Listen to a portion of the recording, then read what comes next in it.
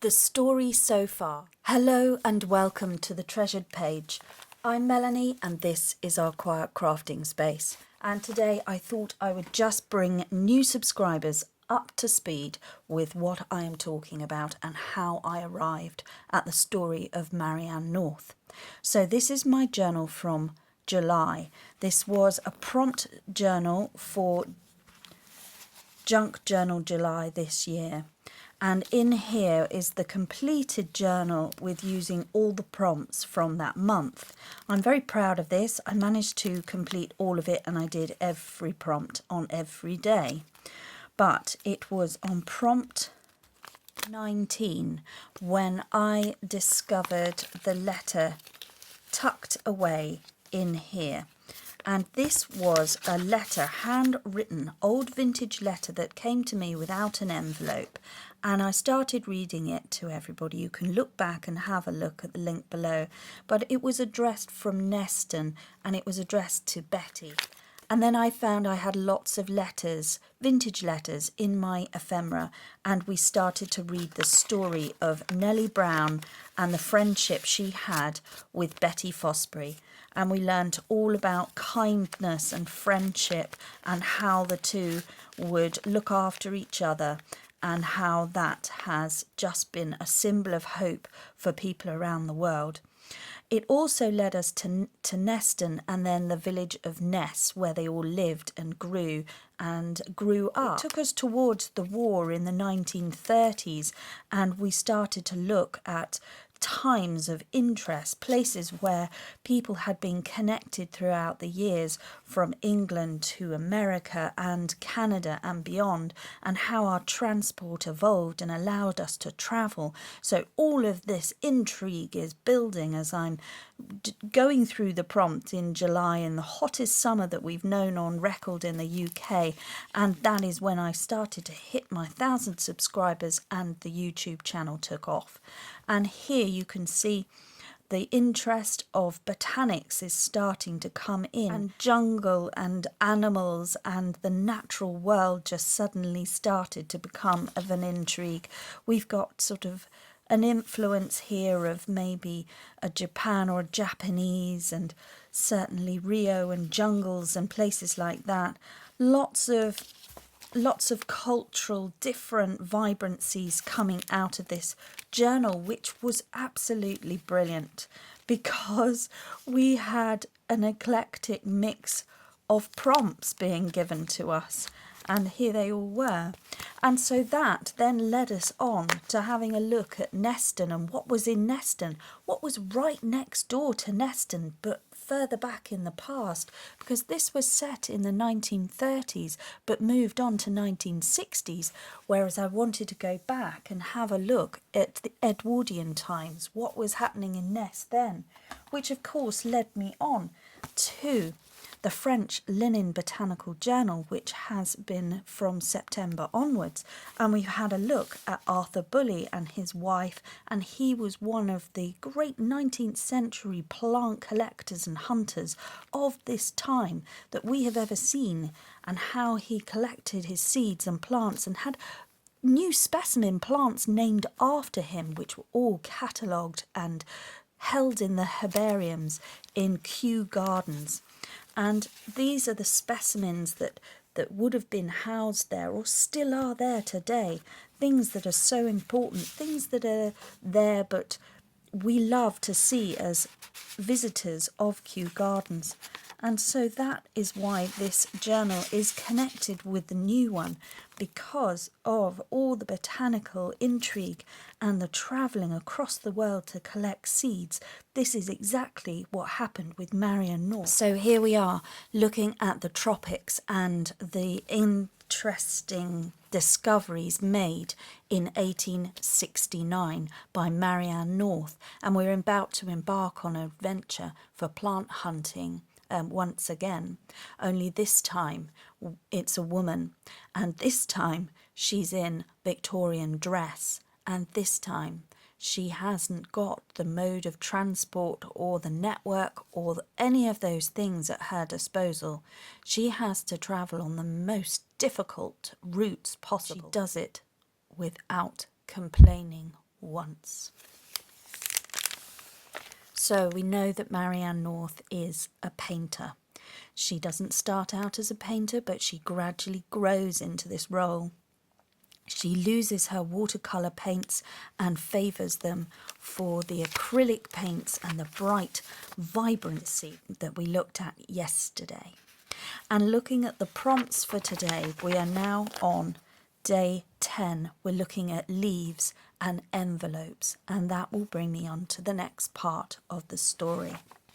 She did it in style, she did it with money, and she did it in heels. So my intrepid adventure today took me to my back door. And just outside my back door, on this very frosty day that we're having in the UK, I have found some botanical finds in my garden. And here you can see we've still got some greenery. It was all covered in frost, but we've got some fern pieces and some ivy, some lemon balm, sage, and some wilting geranium out there, wisteria leaves turning yellow, and parts of a daisy. And I'm going to use these to create and be inspired by the leaves for the prompt of today's challenge. So first things first, you've seen this before, it's my MicroFleur press. I'm going to press these leaves and see if I can use them in this craft, but these could easily be green paper cut out to make a leaf shape. I just thought I'd show something a little different. I'll leave the link to show the demonstration of this below in the description. So what I'm going to do is I'm going to load the leaves up and we'll come back here when they're dry. So when walking round Kew and seeing the life of all the plants before you, and then visiting the library, the herbarium, where you can see the catalogue of leaves carefully measured and noted and labelled on cards that have been preserved and have their own drawers to tell you exactly what the name of the plant is, what origin it's come from, which region it was found, what specimen or species of plant is it. It's brittle, it's starting to brown, and to an artist such as Marianne North, not altogether very exciting.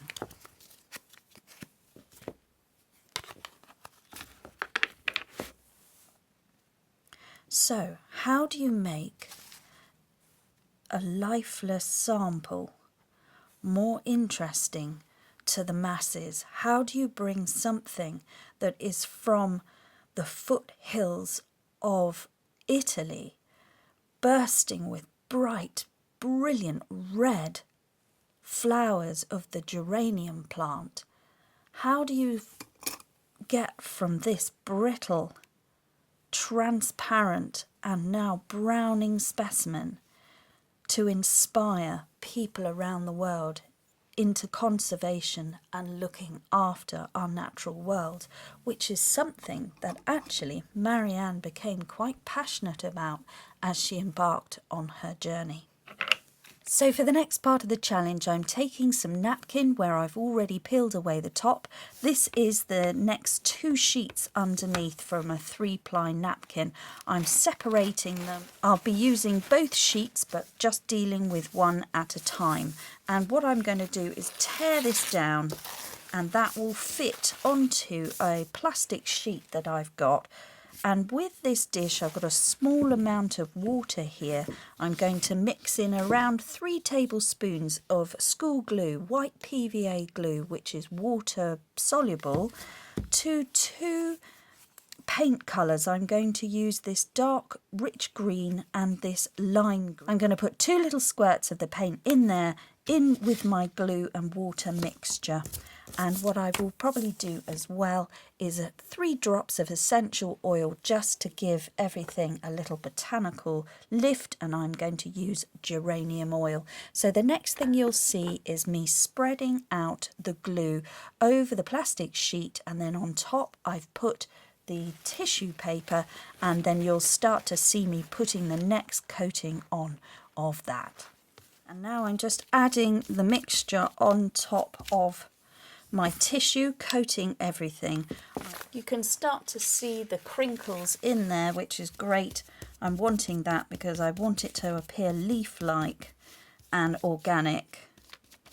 If you're worried about this process, you can always use rubber gloves and don't get involved in the glue. Use a paintbrush.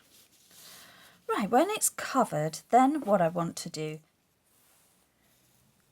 lay down my leaf specimens. And I'm going to do that all over.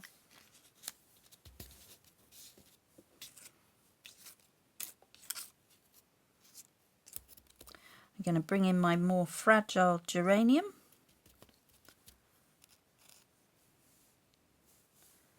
And then actually it's quite easy with the tweezers to just slot things in and around.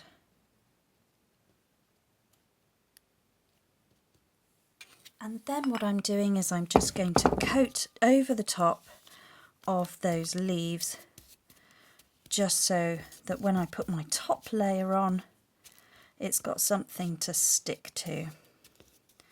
So we are just sort of gluing everything down. So I found some used threads over by the sewing machine, and I'm just going to add in a few of these because these just give a leaf-like quality where you've got the veins that run through the leaves. So I'm just going to echo that sort of idea by just putting in some threads around the place and just bringing a little bit more. You may or may not see it. We don't know. This is an experiment, so we'll see how it gets. See how it comes out. But these are just offcuts from when I do my sewing, and they were just in the bin really, ready to be thrown out. So I thought, let's see if we can just add them in as texture. And when you're happy and your threads are in and you've put enough glue down onto the leaves, and then we'll bring in the next sheet of the napkin. This was the middle one, so it's got a little bit of a marking from the original image that was on the napkin, which actually was leaves, so that all works. Use the remainder of my glue for my top coat and just go over, sandwiching everything together. This is going to be left to sit and dry. Okay, while I'm waiting for this to dry, I'll just give you a few updates of what's happening here at the treasure page. So we had our 3,000 subscriber giveaway, and everybody who won has put in their name and address, so that was fantastic. Everybody has come back to me.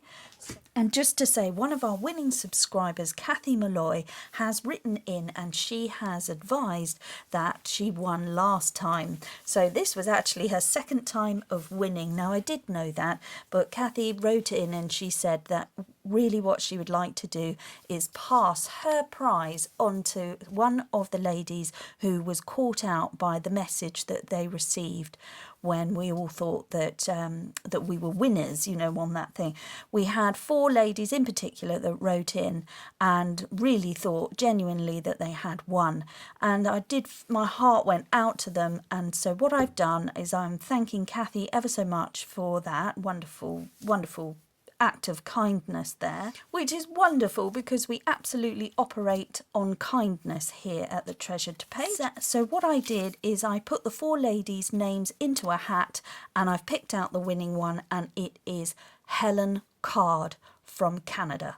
So well done, Helen. You are actually now an official winner of the 3,000 subscriber goodie bag giveaway, and one will be on its way to you on Monday. So that is all coming out. And just to manage everybody's expectations on that, I am saying that they possibly won't be with you for Christmas because of the postal strikes here in the UK. So sorry about that, but they will be with you for the new year and you will have things to craft with. And then the other thing is that Louisa always has a drying time means snack time, so I think I'm going to steal that. And I'm just going to go into my number 10 on my calendar and see if I've got a chocolate lurking in here. Yay! And they have all been leaves, or they might be bean pods. I'm covered in paint, but Anyway, I'm doing well on that, so that's nice. Okay, this has been allowed to dry and it is looking great. It's all crunchy and crispy. I'm just going to release it from the plastic backing. You can see through it and it's really got an interesting texture and colour. It's not quite dry completely, but I think I can just get the heat gun on that just enough so that I can work with it. So that's what I'm doing now. So this is the glue that's dried, and then there's just a few areas there where there's still a little bit tacky, so I'm just going to dry that off and go from there. Okay, it's all dry and it's really lovely. It's a nice soft fabric with the crinkle. I'm really pleased with it. I'm going to trim off the edges with the scissors just so that we can have a little look at what we've got without the white being on the edge there. The bit that I didn't get to because it came off the plastic, but if you have a sheet of plastic that's big enough, then you will be able to go right to the edges. And that's sort of where we're at the moment, and then I might trim down there as well. So now what I am going to do is just simply make an envelope out of it, a really nice sort of very basic envelope. Okay, I would have liked to have torn this down a bit more, but because of the leaves in there it's going to prevent that rip ruler from getting through, so I'm just going to remove it and the glue edge as well, because actually that doesn't look great. So just trimming it off so that I don't get too much of this discoloration. Alright, so I'm quite happy that I've trimmed around properly, and what I'm going to do now is just make a very simple folded up envelope style.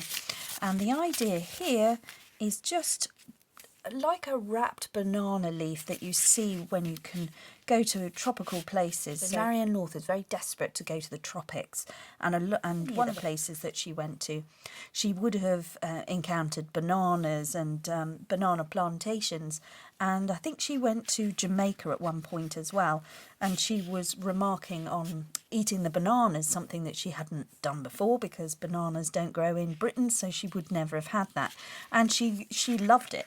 So this is representing the banana leaf of her travels later on in her story. So what I'm doing here is I'm just doing a very basic leaf style envelope. And then what I think to finish it off is I'm going to sew down here, and then this is going to house the animal card for today and other things that we might want to put in here along the way. So I think what I'll do is I'll make it a nice wide pocket envelope, and then that is the task for today. So I'm going to make this a nice wide envelope coming up here so that it's sort of like a pocket pouch, and that can slot into a belly band in the journal. And I'm not going to do anything too embellished to it. I want it rustic and real, so I'm just going to sew down there and sew down there, and then that is the pouch. I don't even think it needs a closure, but we could. And then I'll tie it with some twine or something. And here we have it back from the sewing machine. I went all the way around in thread that I've used throughout the journal, and so this looks like a wrapped leaf parcel. I'm really pleased with it, and you see this in many cultures where food is wrapped and parcels are wrapped, and even it's like a plate setting, isn't it, for the banana leaf to serve up food in certain Indonesian countries, cultures, and all sorts of different places you will find leaves being used. Really pleased. So we just need to find somewhere where this will go. Okay, and here we can see it's all bound up with some twine. I'm going to put it in there. I'm going to glue that bit down. I think this is where it's going to be. I'm not too sure, but I'm putting it in here for the time being. And then that's going to sit there. It's going to house some special papers and things as well. So it'll be an interesting find in the journal. As we unwrap it here, we can see that this could be a place where she could store special painting papers or sketch papers, certain documents and things like that. And so there we go, guys. This is today's prompt for Ephemera, and we can see that it was the owl prompt today. and that's going to live in the journal and be journaling space and come and tuck in here. And then we'll hear about the next story and how she gets going. And that's been a bit of a longer craft session today, so I don't want to make the video any longer, but we'll be back tomorrow with more stories of our intrepid explorer and find out all about where she went and how she did it. So thank you very much for watching today. I hope you enjoyed that, and above everything else, just slow down and make crafting time for you. Bye bye now.